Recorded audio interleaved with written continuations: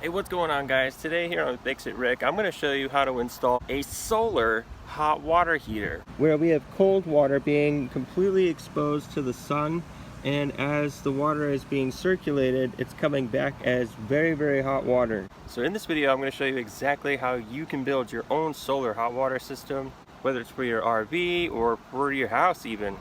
So let's fix it.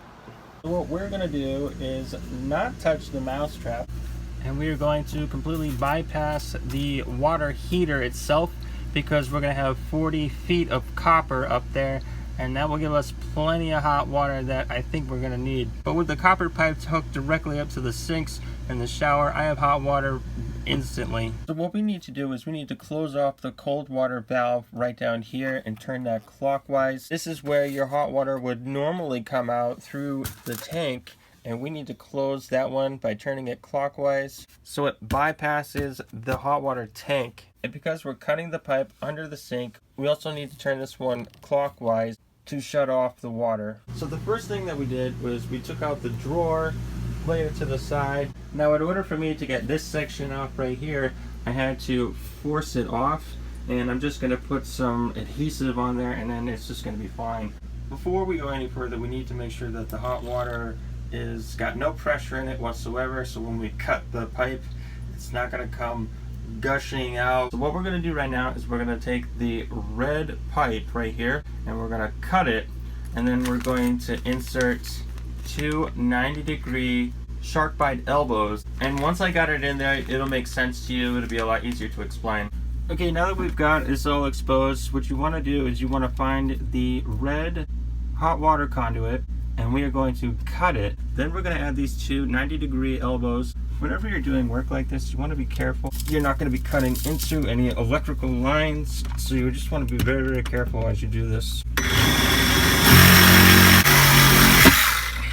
Bust out the trusty Gerber and scrape away any excess.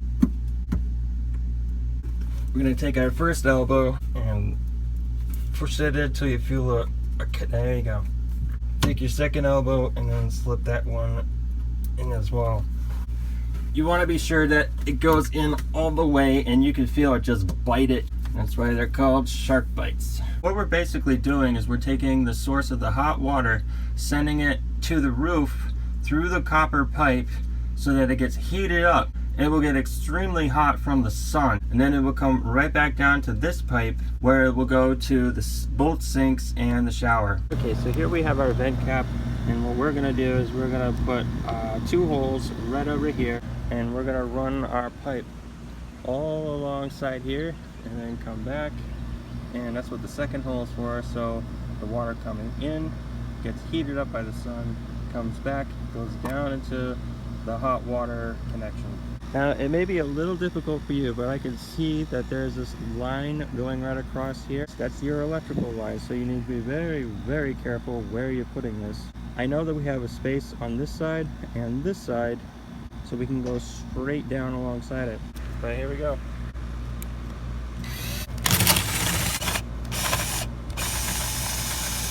Okay, so what we got right here is, this is not the final product. This is just this is my way of doing things, where I took this is a 20-foot piece of hot water tubing, and I shoved both ends in there so I can just go down below, grab them, connect one, connect the other, and then I'm gonna cut both of them up here last. We're gonna cut them last, and you're gonna see exactly what I'm talking about in a minute.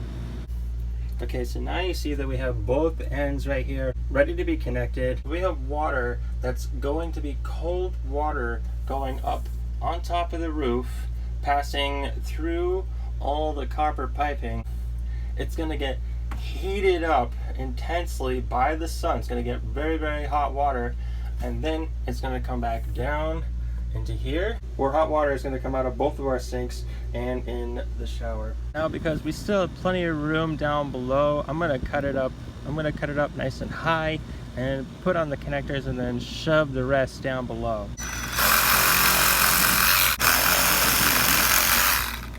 So this thing is a Milwaukee hacksaw. It's a mini sawzall that I use it all the time. So if you want to get yourself a Milwaukee hacksaw, I'm gonna leave a link in the description below so you go ahead and buy it. I use this Gerber every single day for pretty much every small task, every big task. I mean, look, I can use it to, I mean, now I got a nice clean edge and I didn't even have to go buy another tool.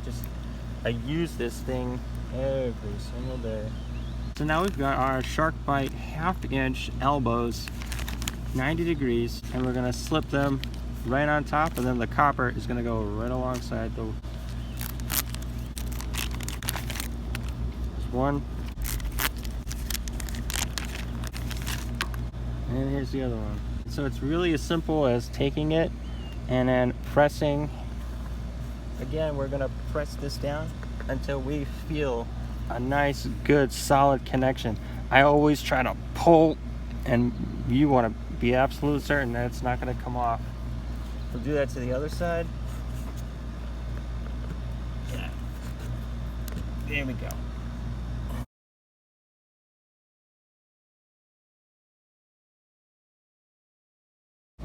So we're using 1/2 inch standard clamps. These are plastic.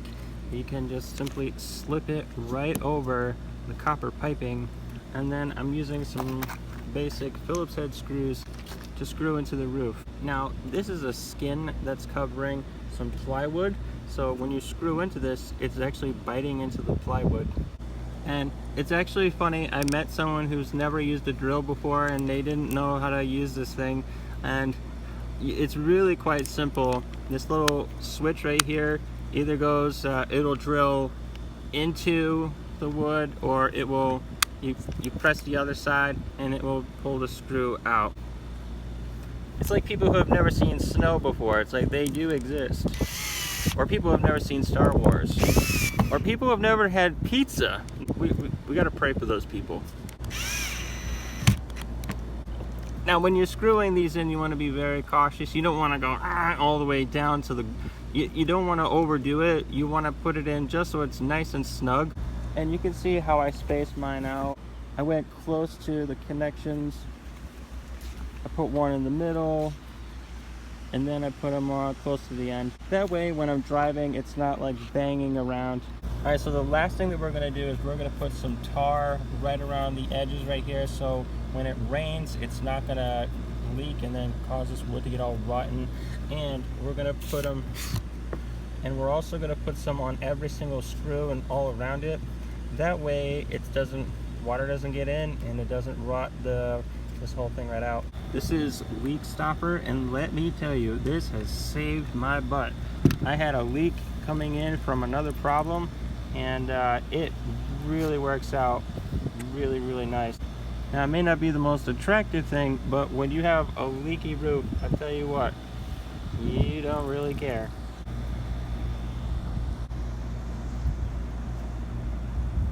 Now that our connections are made, you want to go ahead and turn this counterclockwise so that it opens up the valve and allows cold water to flow up through the copper pipes on the roof, get heated up, and go straight back into your sinks.